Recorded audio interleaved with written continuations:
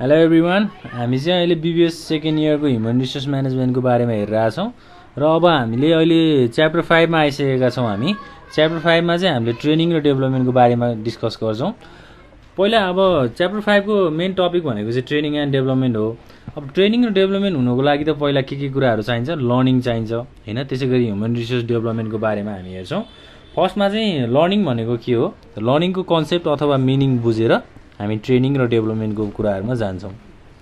ल, first step भनेको learning हैन। अब लर्निङ भनेको एउटा सिक्ने फेज हो। लर्निङलाई हामीले सिक्ने भनेर भन्छौँ नेपालीमा हैन। अब कुनै पनि अर्गनाइजेसनमा गइसकेपछि हामीले के गर्नुपर्छ, त्यहाँको सबै स्ट्रक्चरहरूलाई चाहिँ बुझ्नुपर्छ अथवा हामीले लर्न गर्नुपर्छ, सिक्नुपर्छ हैन। लर्निङ भनेको चाहिँ एउटा कन्टिन्युअस इन्टरेक्सन हो which is essential for both people and organisation. कुनै पनि संस्था र संस्थामा काम गर्ने मान्छेहरूसँग हुने एउटा कन्टिन्युअस इन्टरेक्सनलाई चाहिँ हामीले लर्निङ भनेर भन्न सक्छौँ हैन। अब लर्निङले चाहिँ हामीलाई के कुराहरू हेल्प गर्छ त भन्दा, it helps to expand knowledge and skills in individual हैन। इन्डिभिजुअलमा चाहिँ नलेज, ज्ञान र स्किल भनेको सिपहरू बढाउने who is interacting with the particular social environment. त्यो अर्गनाइजेसनको सोसियल इन्भाइरोमेन्टभित्र इन्टरेक्सन गरेर आफ्नो नलेज र स्किलहरूलाई बढाउन पनि हामीलाई लर्निङ फेजले चाहिँ हेल्प गर्छ हैन। अब लर्निङ हामीले सिक्दाखेरि चाहिँ के कुराहरू हामीलाई फाइदा हुन्छ त लर्न गर्ने बेलामा, जस्तै हाई प्रोडक्टिभिटी। अब नलेज र स्किलहरू थाहा पाइसकेपछि अथवा त्यो कुराहरू सिकिसकेपछि के हुन्छ त, प्रोडक्टिभिटी हाई गर्न सकिन्छ हैन। आफ्नो इफोर्टहरू धेरै लगाउन सकिन्छ काममा। त्यसै गरी क्वालिटी अफ वर्क लाइफ भनेको के हो त, अब एउटा काम गर्ने वातावरणलाई पनि के गर्न सकिन्छ, एउटा राम्रो क्वालिटीमा मेन्टेन गर्न सकिन्छ। And make people ready for change हैन। अब चेन्जहरू हुनसक्छ, सिचुएसन अनुसार कामहरू गर्नुपर्ने हुन्छ हैन। अब धेरै अर्गनाइजेसन चेन्जहरू आउँछ, त्यो चेन्ज अनुसार पनि हामीले कामहरू सिक्दै जानुपर्छ र नलेज र स्किल बढाउँदै जानुपर्छ भन्ने कुराहरू चाहिँ हामीलाई लर्निङले भन्छ हैन। एउटा कन्टिन्युअस इन्टरेक्सन, अब डेफिनेसनबाटै भनौँ, एउटा डेफिनेसन त हामीले लेख्नै पर्यो। Continuous interaction which is essential भनेको विच इज रिक्वायर्ड भनेर भन्न सक्छौँ हैन। यो फेज चाहिँ चाहिन्छ for both people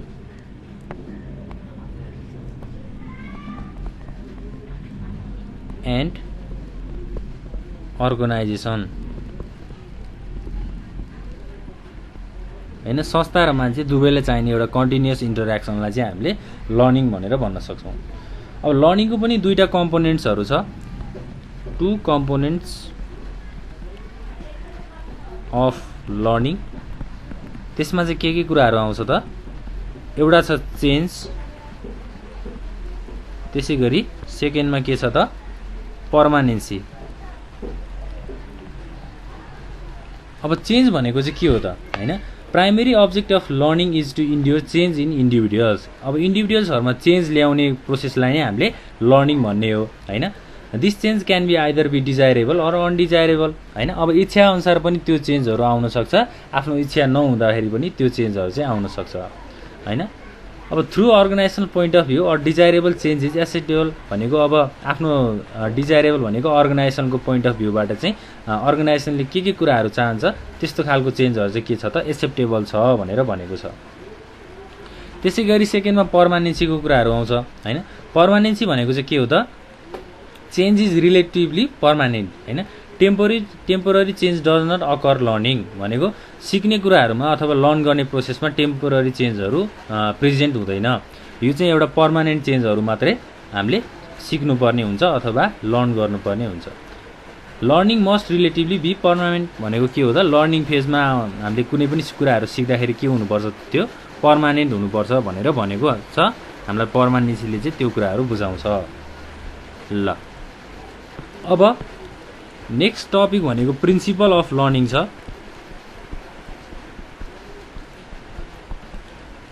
principal of learning भनेको चाहिँ के हो त, ट्रेनिङ भनेको चाहिँ एउटा one of the integral part of learning हैन। ट्रेनिङलाई चाहिँ हामीले लर्निङको एउटा इन्टिग्रल पार्ट भनेर भन्न सक्छौँ। अब कुनै पनि कुराहरू सिक्दाखेरि अथवा लर्न गर्दाखेरि के कुराहरू हामीलाई चाहिन्छ हैन। जस्तै अब principles of learning have develop which tell how a learning can take place हैन कसरी चाहिँ लर्निङहरू हुन्छ त भनेर भन्दाखेरि जस्तै पोइन्ट 1 मा छ मोटिभेसन।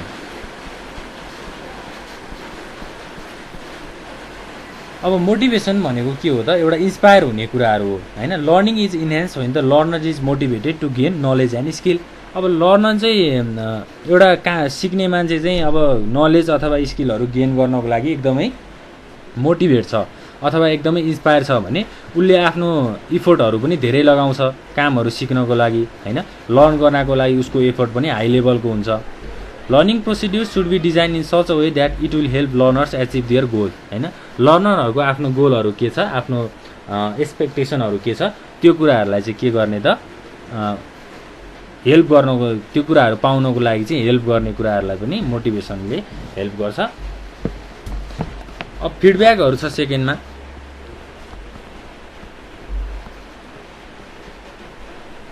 हैन।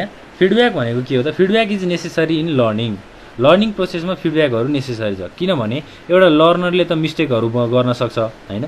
मिस्टेकहरू भइसकेपछि उसलाई के गर्नु पर्यो फिडब्याकहरू दिनु पर्यो सजेसनहरू दिनु पर्यो गाइडलाइन्सहरू दिनु पर्यो। गाइडलाइन्समा अब यसरी काम गर है भनेर भन्नु पर्यो हैन। त्यो एउटा फिडब्याकको प्रोसेस पनि हाम्रो प्रिन्सिपल अफ लर्निङ भित्र छ। त्यसैगरी थर्ड नम्बरमा अब रिइन्फोर्समेन्टको कुराहरू आउन सक्छ।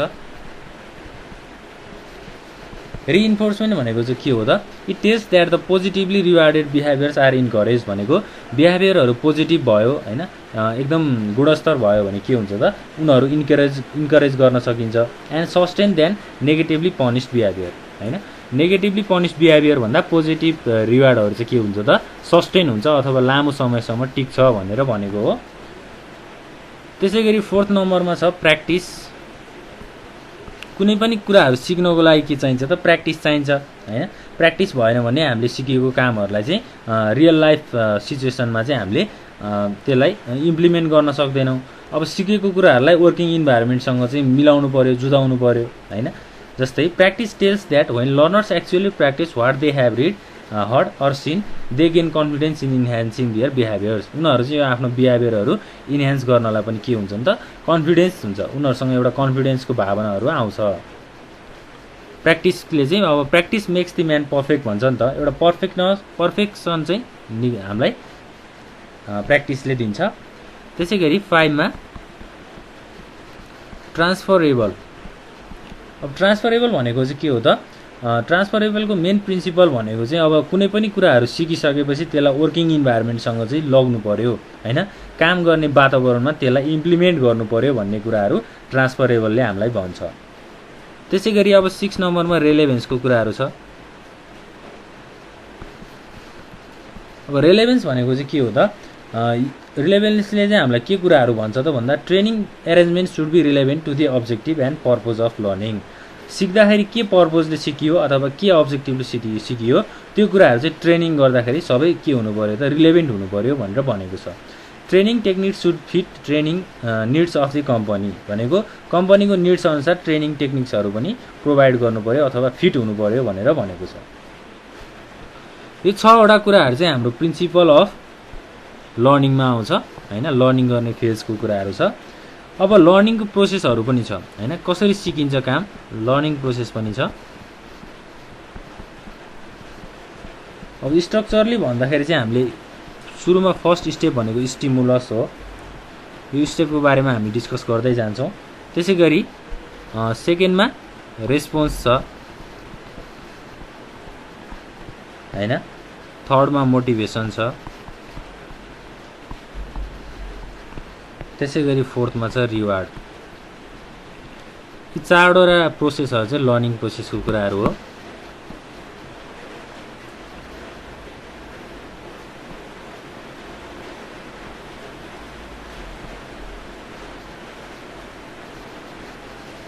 चारवटा प्रोसेसहरू छ हाम्रो। ल फर्स्ट स्टेपमा स्टिमुलस हैन। त्यसै गरी सेकेन्ड स्टेपमा रेस्पोन्स, थर्ड स्टेपमा मोटिभेसन र लास्ट स्टेपमा रिवार्ड। र यो कुराहरू चाहिँ हाम्रो एउटा कन्टिन्युअस अप्रोच हो। यो चाहिँ कन्टिन्युअस भइरहन्छ। अब स्टिमुलस भनेको चाहिँ के हो त हैन। स्टिमुलसले चाहिँ हामीलाई के कुराहरू भन्छ त भन्दा it refers to the factors that motivate or inspire the learners हैन। लर्नर्सहरूलाई एउटा मोटिभेसन दिने अथवा इन्स्पायर गर्ने फ्याक्टरलाई हामीले स्टिमुलस भन्छौँ। To learn the required skills and knowledge भनेको अब के कुराहरू चाहियो स्किल्स र नलेजहरू त्यो कुराहरू सिक्नको लागि मोटिभेट गर्ने र इन्स्पायर गर्ने फ्याक्टरलाई हामीले स्टिमुलस भन्छौँ। त्यसै गरी रेस्पोन्सको कुराहरू छ। रेस्पोन्स भनेको चाहिँ एउटा amount of interaction by the लर्नर्सहरूले गर्ने इन्टरेक्सनलाई रेस्पोन्स भन्छौँ हैन। That which emphasises that there should be a positive response from the लर्नर्सहरूबाट चाहिँ के हुनु पऱ्यो त एउटा पोजिटिभ रेस्पोन्स आउनु पऱ्यो with regarding to learning process and program. त्यो लर्निङ प्रोग्राममा कस्तो खालको एक्टिभिटिजहरू भयो त्यसको एउटा पोजिटिभ रेस्पोन्स पनि दिनु पऱ्यो लर्नरले। त्यसै गरी मोटिभेसनको कुराहरू छ हैन। स्टिमुलस र रेस्पोन्सले मात्रै अब लर्निङ प्रोसेसहरूमा पुग्दैन हैन।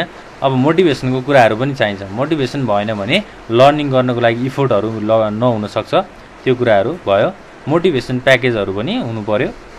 त्यसै गरी रिवार्ड छ लास्टमा। रिवार्ड भनेको चाहिँ एउटा इन्सेन्टिभ हैन विच सेटिस्फाइज दि लर्नरहरूलाई सेटिस्फाई गर्नको लागि रिवार्डहरू पनि प्रोभाइड गर्नु पर्यो। यो कुराहरू चाहिँ हाम्रो लर्निङ प्रोसेसको 4वटा स्टेपहरूको कुराहरू भयो। त्यसै गरी अब ह्युमन रिसोर्स डेभलपमेन्टको कुराहरू आउँछ। Human resource development. अब ह्युमन रिसोर्स डेभलपमेन्टमा चाहिँ के हुन्छ त अर्गनाइजेसनमा चाहिँ दुईटा हुन्छ हैन। एउटा ह्युमन हुन्छ एउटा नन ह्युमन रिसोर्सेस हुन्छ। ह्युमन रिसोर्सेस भनेको चाहिँ एउटा एक्टिभ रिसोर्सेस अफ अर्गनाइजेसन भनेको ह्युमन रिसोर्स भयो। त्यसै गरी resources which remain inactive or inactive भन्यो भने त्यसलाई चाहिँ के भनिन्छ त हाम्रो नन ह्युमन रिसोर्सेस भनेर भनिन्छ। अब ह्युमन ब्रेन भनेको चाहिँ अब ह्युमन रिसोर्समा चाहिँ ह्युमन ब्रेन भनेको एउटा लिमिटलेस इनर्जी हो हैन। थिङ्क गर्नको लागि एउटा प्रोडक्टिभ वेमा थिङ्क गर्नको लागि लिमिटलेस छ हैन। इनर्जीहरू चाहिँ लिमिटलेस छ भनेर भनेको हो। Competent and qualified human resource is a key factor of organisational success. कुनै पनि संस्थाको सक्सेसहरू पाउनको लागि गोलहरू एचिभ गर्नको लागि चाहिँ कस्तो खालको ह्युमन रिसोर्सहरू चाहिँदो रहेछ त कम्पिटेन्ट र क्वालिफाइड ह्युमन रिसोर्स। कम्पिटेन्ट भनेको कुनै पनि कम्पिटेटिभ सिचुएसन अथवा कम्पिटिसन गर्नुपर्ने सिचुएसनमा एकदम क्वालिफाइड हुने ह्युमन रिसोर्सलाई हामीले एउटा की फ्याक्टर भनेर लिन सक्छौँ। अब ह्युमन रिसोर्स डेभलपमेन्टको डेफिनेसन्स अथवा यसको मिनिङहरू गर्दा बुझ्दाखेरि चाहिँ यो एउटा प्रोसेस हो जसले चाहिँ अब ओभरअल स्किलहरूलाई डेभलप गर्छ, कम्पिटेन्सिजहरू बढाउँछ। Knowledge and attitude of people भनेको पिपुलहरूको नलेज र एटिट्युडहरूलाई डेभलप गर्ने काम चाहिँ हाम्रो ह्युमन रिसोर्स डेभलपमेन्टले गर्छ हैन। Human resource only when they are competent to perform organisational activities. The people become human resource भनेको ह्युमन रिसोर्स तब हुन्छ जब अर्गनाइजेसनल एक्टिभिटिजहरू चाहिँ कम्पिटेन्ट हुन जान्छ अथवा कम्पिटेन्ट सिचुएसनमा कामहरू पर्फर्म हुँदै जान्छ। त्यस्तो खालको रिसोर्सलाई हामीले ह्युमन रिसोर्स भनेर भन्छौँ। त्यही हो। अब नलेज र स्किलहरूलाई बढाउने अथवा डेभलप गर्ने प्रोसेसलाई नै हामीले ह्युमन रिसोर्स डेभलपमेन्टको रूपमा लिन सक्छौँ। अब ह्युमन रिसोर्स डेभलपमेन्टको नेचर्स क्यारेक्टरिस्टिक्सहरू पनि छ, फिचर्सहरू पनि छ। फिचर्समा जाँदाखेरि चाहिँ के छ त ह्युमन रिसोर्स डेभलपमेन्ट भनेको त हामीले बुझि नै हाल्यौँ हैन। स्किल र नलेजहरूलाई डेभलप गर्ने भनेर। फिचर्समा चाहिँ छ एउटा कन्टिन्युअस प्रोसेस।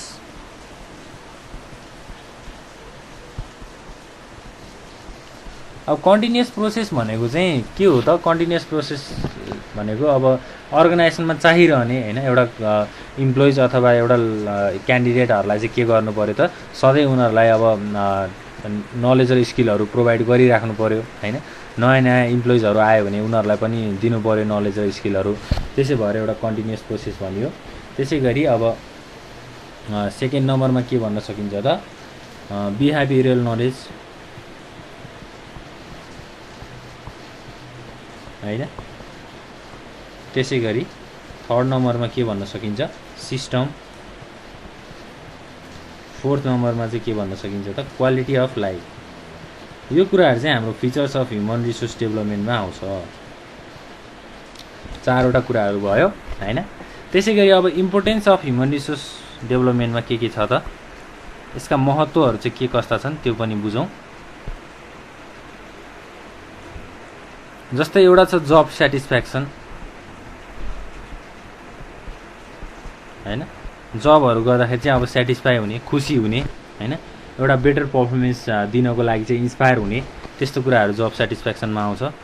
त्यसै गरी सेकेन्डमा अब competent HR, competent human resource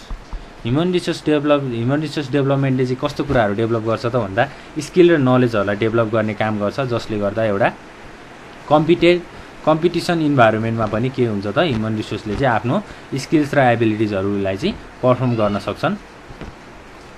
त्यसै गरी अपर्च्युनिटी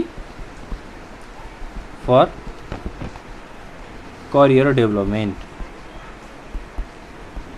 हैन, करियर डेभलप गर्नको लागि पनि एउटा अपर्च्युनिटी अथवा एउटा मौका भनौँ हैन, मौकाहरू मिल्छ। त्यसै गरी change management,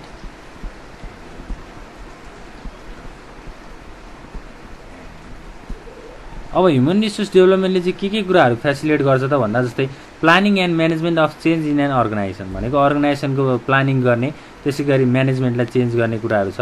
it also manages conflicts through improve labour management relations हैन, लेबरहरूलाई म्यानेज गरेर पनि एउटा कन्फ्लिक्टहरू चाहिँ यसले म्यानेज गर्न सक्छ भनेर हाम्रो चेन्ज म्यानेजमेन्टमा छ र यो चाहिँ हाम्रो इम्पोर्टेन्समा आउँछ है त। ल अब लगभग यति कुराहरू नै हामीले बुझ्नुपर्ने हो हैन। यो कुराहरू हाम्रो ह्युमन रिसोर्स डेभलपमेन्टको कुराहरू भयो। त्यसै गरी हामीले लर्निङ प्रोसेसको कुराहरू पनि बुझ्यौँ हैन। त्यसै गरी अब प्रिन्सिपल अफ लर्निङ हैन, लर्निङ गर्दाखेरि के कुराहरू चाहिन्छ त्यो कुराहरू पनि हामीले हेरिसकेका छौँ। ल लर्निङको हाम्रो एउटा डेफिनेसनको कुराहरू पनि हामीले गरेका छौँ। अब हामीले यो ट्रेनिङ एन्ड डेभलपमेन्ट भन्ने कन्टेन्ट चाहिँ अर्को क्लासमा डिस्कस गर्छौँ। अर्को क्लासमा हामीले यो सबै कुराहरू एकचोटि बुझ्नु होला हैन। नेक्स्ट क्लासमा हामीले ट्रेनिङ डेभलपमेन्टको कुराहरू गरि नै हाल्छौँ।